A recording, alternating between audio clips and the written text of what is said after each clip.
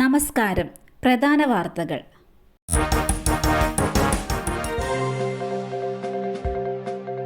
ചാത്തമംഗലത്ത് കുടിവെള്ള പദ്ധതിയുടെ ജലസംഭരണി തകർന്നു. ആശങ്കയിൽ നാട്ടുകാർ. ഇന്ന് പുലർച്ചെ വലിയ ശബ്ദത്തോടെ ജലസംഭരണിയുടെ ഒരു ഭാഗത്തെ കോൺക്രീറ്റ് ഭിത്തി പൂർണ്ണമായും തകർന്നു വീഴുകയായിരുന്നു.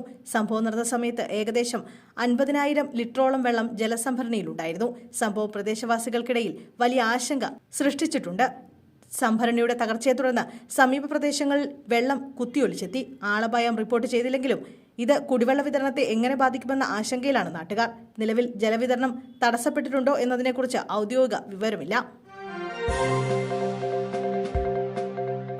TP വധക്കേസ് പ്രതി കൊടിസുനിയെ തവനൂർ സെൻട്രൽ ജയിലിലേക്ക് മാറ്റി.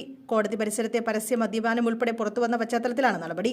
പരസ്യ മദ്യപാനത്തിൽ കൊടിസുനിക്കെതിരെ തലശ്ശേരി പോലീസ് കേസെടുത്തിരുന്നു. കൊടിസുനി ഉൾപ്പെടെ 7 പേർക്കെതിരെയാണ് കേസെടുത്തത്. തിരുവനന്തപുരത്ത് സ്കൂൾ കുട്ടികളുമായി വന്ന വാൻ കുഴിയിലേക്ക് വീണ അപകടത്തിൽ വാനിലുണ്ടായിരുന്ന 32 കുട്ടികൾക്ക് പരിക്കേറ്റു. ഇന്ന് രാവിലെ തിരുവനന്തപുരം വട്ടിയൂർക്കാവ് മലമുകളിലാണ് അപകടമുണ്ടായത്. സെന്റ് സാന്താ സ്കൂളിലേക്ക് വന്ന വാഹനമാണ് താഴ്ചയിലേക്ക് വീണത്. പരിക്കേറ്റ കുട്ടികളുടെ പരിക്ക് ഗുരുതരമല്ല. ഭാഗ്യം കൊണ്ടാണ് വലിയ അപകടത്തിൽ നിന്നും കുട്ടികൾ രക്ഷപ്പെട്ടത്. സഹോദരിയെ പീഡിപ്പിച്ച സഹോദരനെതിരെ പോക്സോ കേസ്. പെൺകുട്ടിയെ ലൈംഗികമായി പീഡിപ്പിച്ചുവെന്ന പരാതിയിൽ സഹോദരന്റെ പേരിൽ പോക്സോ കേസ് രജിസ്റ്റർ ചെയ്തു.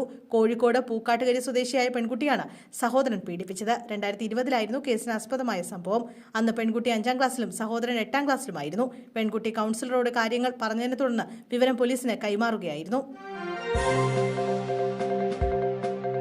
പിതാവിനൊപ്പം സ്കൂട്ടറിൽ പോകുന്നതിനിടെ തെറിച്ചു വീണു. ശരീരത്തിലൂടെ ബസ് കയറിയിറങ്ങി വിദ്യാർത്ഥിനിക്ക് ദാരുണാന്ത്യം.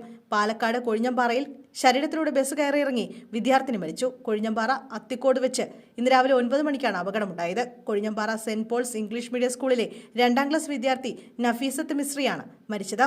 രക്ഷിതാവിനൊപ്പം സ്കൂളിലേക്ക് സ്കൂട്ടറിൽ പോകുന്നതിനിടെ റോഡിലേക്ക് തെറിച്ചു വീഴുകയായിരുന്നു. തുടർന്ന് വിദ്യാർത്ഥിനിയുടെ ശരീരത്തിലൂടെ ബസ് കയറിയിറങ്ങി.